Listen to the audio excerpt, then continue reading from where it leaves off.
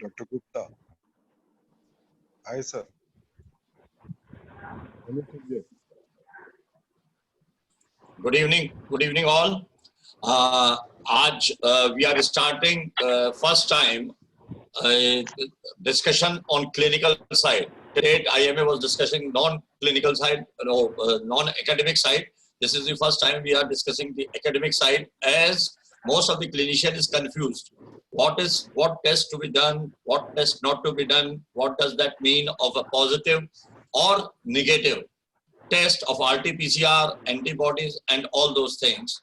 So I requested Dr. Manishi Rai, who is pathologist and running a lab in Agra. She will be moderating this session. I would request Dr. Pachauri to kindly start the session. Dr. Bimal Pachauri, sir.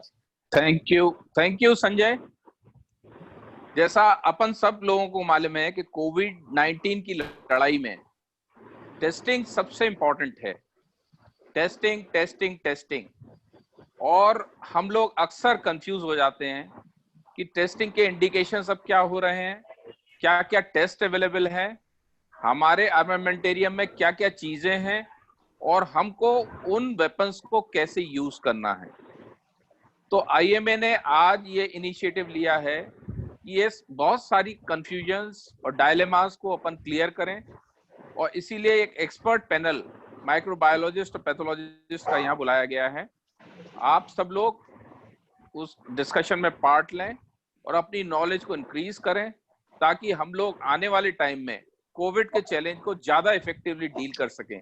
क्योंकि Covid अभी जल्दी खत्म होने वाला नहीं है, हमें इसके संग जिंदा रहना है, इसी के संग काम करना है, इसी के संग प्रैक्टिस करनी है, और इसी के आधार पे अपने आप को सेफ रहते हुए हमें अपना काम करना है. मेरा आप सब लोगों से अनुरोध एक ही है कि कृपया करके अपना काम सुचारू पूर्वक अपने आप को सेफ रखते हुए, अपनी ऑर्गेनाइजेशन को सेफ रखते हुए, अपने पेशेंट्स को सेफ रखते हुए इफेक्टिवली करें, और एसएमएस प्रोटोकॉल का पूरी तल्लीनता से पालन करें. और मैं अनुरोध करूंगा कि इस इंटरेक्शन का पूरा वैज्ञानिक लाभ आप लोगों को. धन्यवाद. Doctor Sanjay, we can start. Thank you, sir. I suppose Dr. Mrs. Lahiri is there. Can I see rightly? Madam Lahiri is there. Madam, are you there? मुझे तो मैडम ही नहीं है. मानसी मैडम है? नहीं. Oh, okay. Thank you, sir. So we can start the program. Dr. Aarti is also here. I have made her also a co-host. I will be muting all, and you can't unmute yourself. Only co-host can unmute themselves. I will be asking whenever the question session starts. I will be asking one by one to ask the question. Dr. Manushi, you can unmute yourself, and Aarti and Rachita, you can unmute yourself. Yes. Good evening. Thank you, Dr. Pachauri and Dr. Chaturvedi, for giving us this platform to discuss the diagnostic tests which are available with us, and how we can interpret them and how we can use them. As we are seeing that since March, there are a lot of guidelines which are being provided by ICMR, and almost every day they are changing. The guidelines are regarding the tests which can be used, the people who should be tested upon, and the time duration in which the tests have to be done.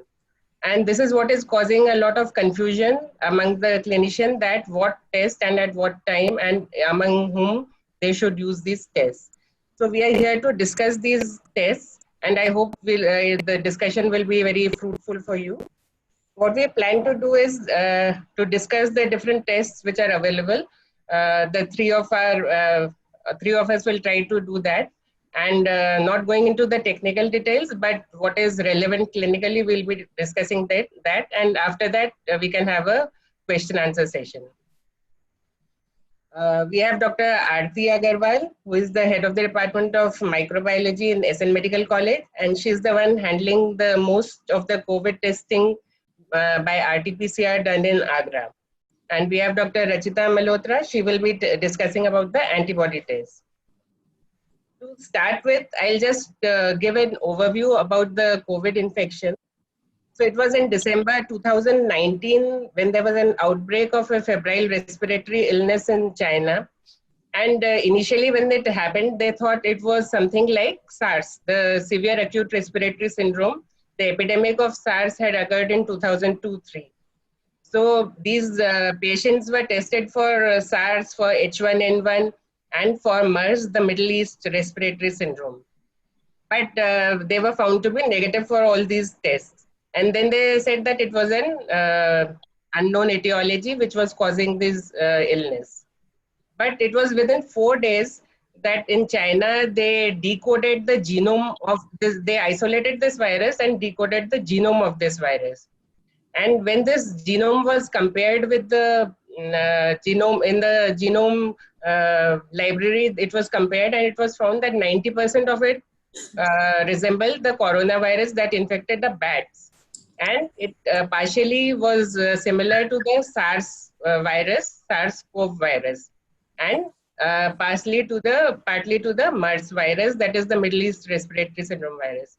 So taking all this into account, they concluded that it was a virus of the corona family, but its genome was partly different. So there is a gene coding for a envelope component, which is called the E gene, which is common for the coronavirus family.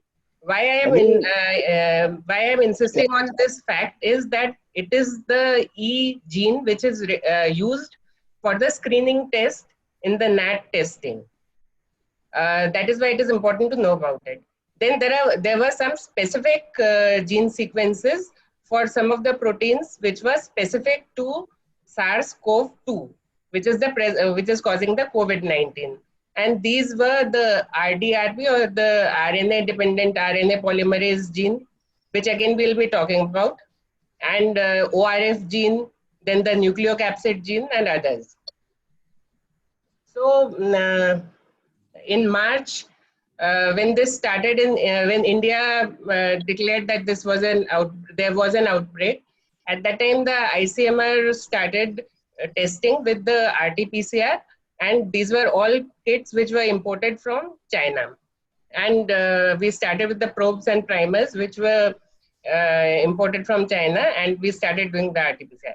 At that time, the ICMR had guidelines to do the testing in individuals who had come from abroad or who had a contact history. And that was that policy was there because they wanted to contain the spread, and they wanted to use the kits judiciously because there was a shortage of kits at that time and there were limited stock available.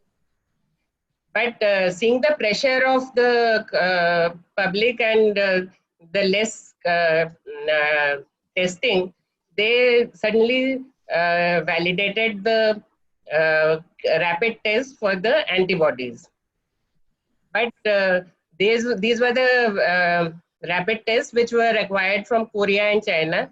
And soon they found that they were not useful in our situation and they were banned and they were taken back. Then after that, again, RT-PCR was the only test available and the gold standard which was available. So I would request Dr. Aarti now, who is doing the RT-PCR for Corona in SN Medical College, to tell us about it, her experiences and whatever she has gained. Dr. Aarti. Hello everyone. Myself Dr. Aarti from SNMC Agra. First, we will tell about the strategies of COVID-19 testing in India. That who are the eligible candidates for testing RT-PCR. First is in all symptomatic patients, symptoms that means ILI symptoms, that is influenza-like illnesses. In any healthcare worker, if there's symptoms in a healthcare worker, if these symptoms are in contacts of laboratory confirmed cases. So any symptoms in high risk cases, high risk that means healthcare workers, contact with positive cases, or with a history of international travel within 14 days. Next, we will also include the testing of all patients with SARI, that is acute respiratory infections, and also the all hospitalized patients having ILI symptoms. If they have these symptoms and they are in hospital, so we have to do the RT-PCR. And in case of asymptomatics, if the healthcare workers or other than healthcare workers, if they are in contact or they are exposed with the laboratory confirmed cases, then they are also included in this strategy. And between 5th to 10th day, the test will be done. So basically, these are the points should be taken care of for testing of RT-PCR. Dr. Aarti, what about the preoperative cases or the cases who need an emergency treatment? Is there any guideline which says that they should be tested? Yes, basically no emergency procedure should be delayed for the lack of testing. You should go on, you should start the procedure, just send the sample and let the results will come, but no emergency procedure should be delayed for lack of the test. You should start the emergency procedures and just with proper precautions, with proper full precaution, thinking that maybe patient may be as a COVID positive. And then before that procedure, just send the sample to the lab and let the test will come. Because we have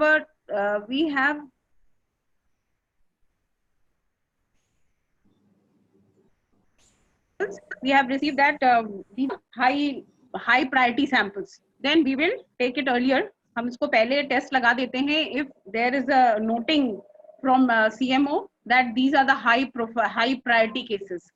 तो high priority cases जो हमारे पास आते हैं, that means कि labour के cases होंगे या delivery के केसेस होंगे या इमरजेंसी सर्जरीज के केसेस होंगे, देन हम उसको हाई प्रायोरिटी केसेस में लेते हैं, will give the results with in 8 hours for screening. If they will come negative within 8 hours, we will give the results. But if the screening is positive, we will take next 5 to 6 hours for confirmatory results.